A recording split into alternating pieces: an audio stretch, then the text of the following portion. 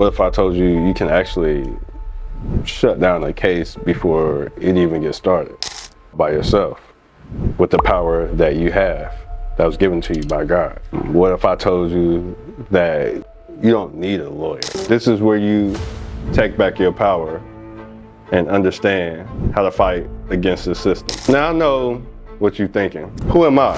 Why should you really trust me? My name is Amir. They call me Amir Law. That ain't by accident, that ain't by coincidence. For the last 8 years, I've helped over 1,200 Americans win against this system. The IRS, the police, all types of, overreaching violations.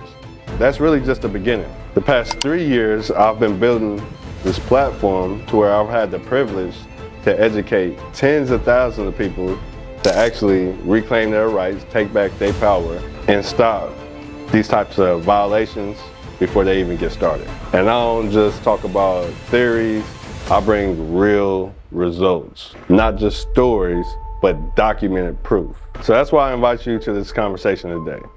I'm gonna educate you on how to stop government overreach, stop a court case before it even starts. We do this with abatements. This is where you actually challenge the authority of the plaintiff. You challenge the authority of the court because they're calling you something that you're not. They're misidentifying you. Think about it. If somebody called you a criminal, a thug, a felon, and you've never done anything that's warranted that attention, that label, right? What would you do? You would want to stand up in court, stand up wherever you are and say, hey, that's not me. I'm no criminal. I'm no thug. I'm a rightful, righteous citizen, civilian, right? Well, this is what we do when we talk about abatements and we issue abatements against all types of government overreach. That's what we're going to be talking about today, so that you understand how to take back your power and not let people continue to misidentify you. So let's clear something up, man. Not all courts even recognize your rights, first off. Like, if you ever felt like the system doesn't hear you, it's because it wasn't designed to. But by the grace of God, it's a light at the end of the tunnel, all right? Appeals courts, circuit courts, Supreme Courts. These are the higher courts. Now, unlike all the other courts, the lower courts, right? The higher courts, they actually acknowledge your rights, your private rights.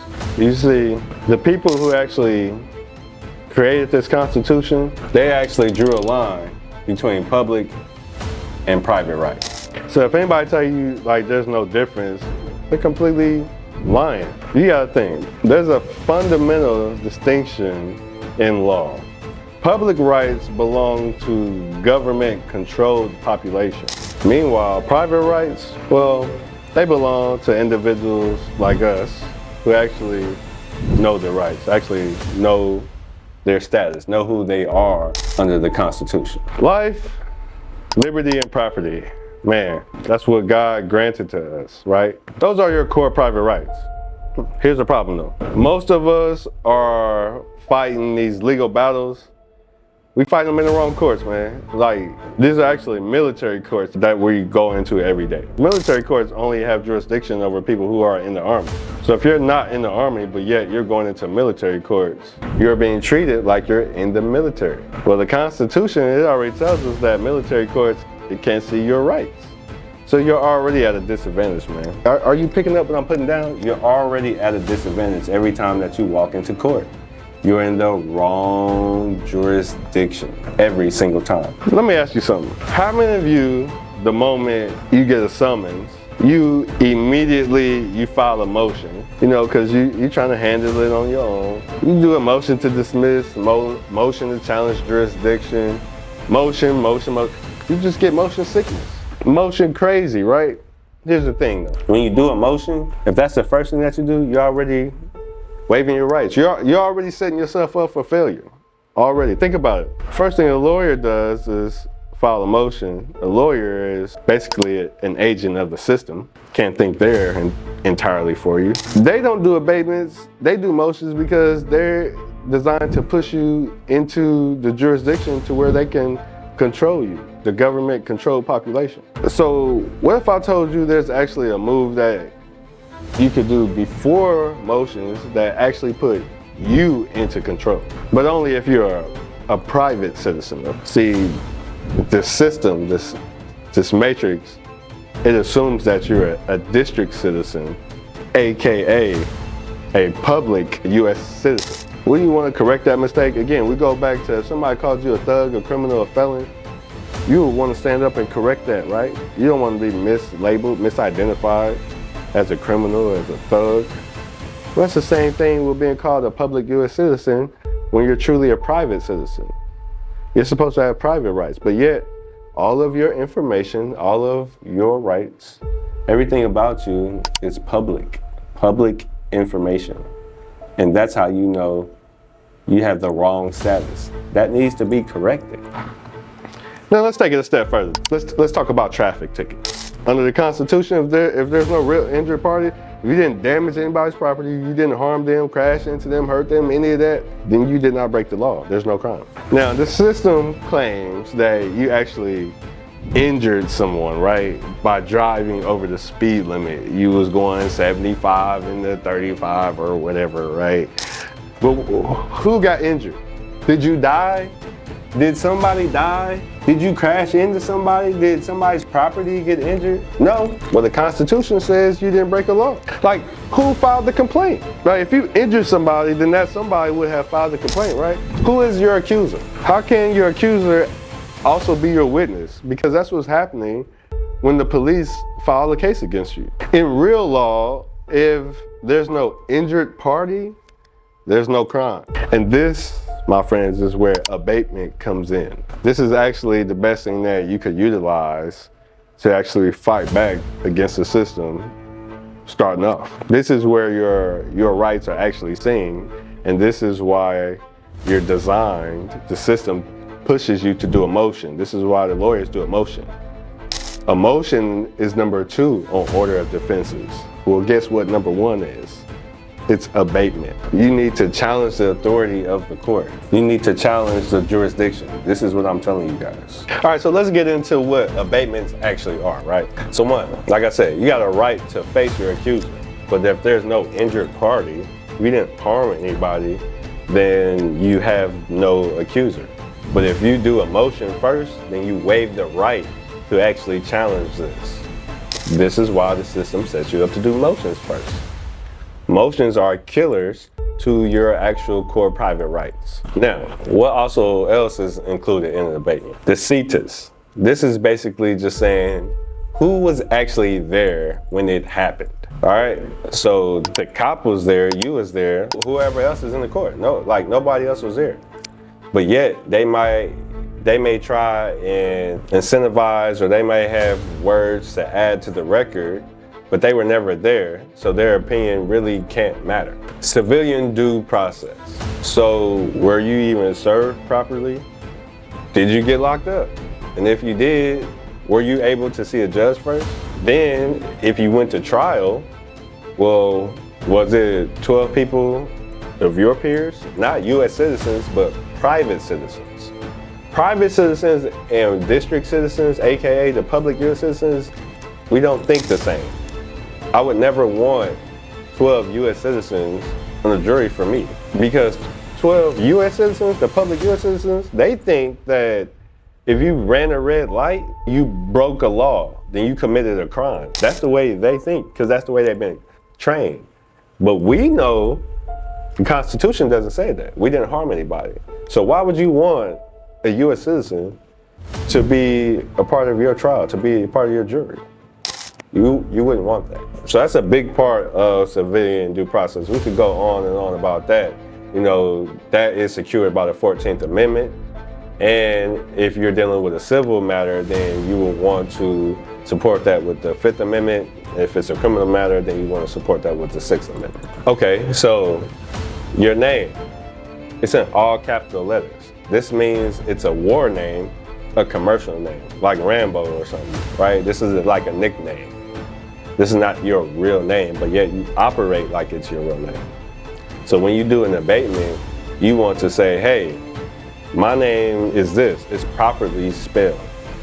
You know, Amir, capital A, lowercase m, lowercase y, lowercase r, not all capital letters. They trained you to think that that's the same name, but on the private side, on the equity side of law, things that are similar are not the same. Yeah, my private name may look similar to that name on the birth certificate, but guess what? It ain't the same. See, in the public, they say, hey, it looks the same, it sounds the same, it's the same. That's how they get away with it, right? Have you ever got a summons in the mail and your name was misspelled, maybe 1 or 2 letters was off, but you still felt compelled to show up to court, didn't you? You still knew you had to show up to court, right? That's because that's the way you are trained, and you don't know to do an abatement. An abatement is also where you can actually put a lien on the plaintiff in the court if they continue to trespass and infringe upon your rights after you have told them that your private rights can't be seen in this court, and you're trying to transfer it to a court of equity where your rights can be seen, right? So now I know you heard of people putting liens on judges and all that, right? People getting locked the fuck up, right? That's true. That's because they're doing commercial liens. This is not a commercial lien. This is a equitable lien. It's completely different. At law courts, these military courts, they can't even see it. But guess what? That's why we go into a court of equity, where a court of equity will enforce this equitable lien. And we can attach personal liability to where it extends to their personal property. This is the way you do it, and you don't get locked up for doing it. You just need skills. You just need to understand abatement. And there's more that we could get into, but I'll invite you to class one day. Listen, I want to reiterate. Most people don't do abatements, have never heard of them. Why? Because the system is designed to make you feel like you are powerless. All right? Designed to make you feel like you are already defeated before you even begin. Designed to make you feel like the system is so huge that you could never, ever beat it. That's why people have never heard of abatement and never do it. That's why they push you towards motions. Well, motions are death to equity. That's why I came up with an ebook that is called Abatements Before Motions. This is how the system is designed. The abatement is where you get to exercise your rights, your core private rights under the Constitution. They don't want that. They want you to succumb to the statutes and codes where they control government people, the U.S. citizens, right? Listen, this is a hard truth, but I'm gonna go ahead and say it because I keep it real with y'all. Government control people, like the people who took the COVID shot. It's a hard truth, but it is what it is. The people who took the COVID shot, you are being controlled by the government. You don't know your rights. The people who didn't take it, they knew their rights, and they was gonna stand on that no matter what. So this is truly the difference between people who do abatements and people who do emotion. If you understand your rights, understand who you are under the Constitution, you have no choice but to do an abatement first. Because why am I being misidentified? Why are you mislabeled? I'm a private citizen. I'm not a public district U.S. citizen. That's not me. That's not who I am. I'm no criminal, I'm no thug, I'm not dead, I'm not none of that you label those people. I'm not government property that you label them. You have to handle me specially. This is what you're saying in an abatement. And to give you further proof, this is what I want you to do. This is your homework. I want you to go look up the Randy Lee abatement case out of California, where Randy Lee in open court, he did an abatement on the record.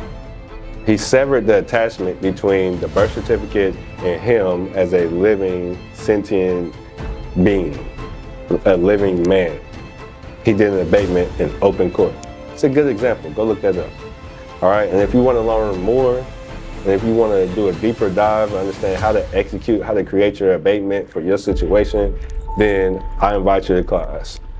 Just go to matisseacademy.com. That's MATISSE Academy, ACADEMY.com, and click on that. We got a class usually on Thursdays and Sundays. Make sure you come to class, register. I'd love to see you there. I mean, because think about it. Can you really afford not to know your rights when every day you're expected to know the law Every day you walk out your door, you're expected to know the law. Ignorance of the law is no excuse. They tell you that.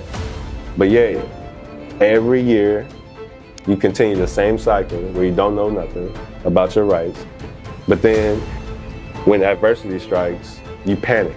I don't want that for you, and I don't think you want that for yourself. So this is why we study while the waters are calm, so that we're ready for when the war begins. I'll see you in class.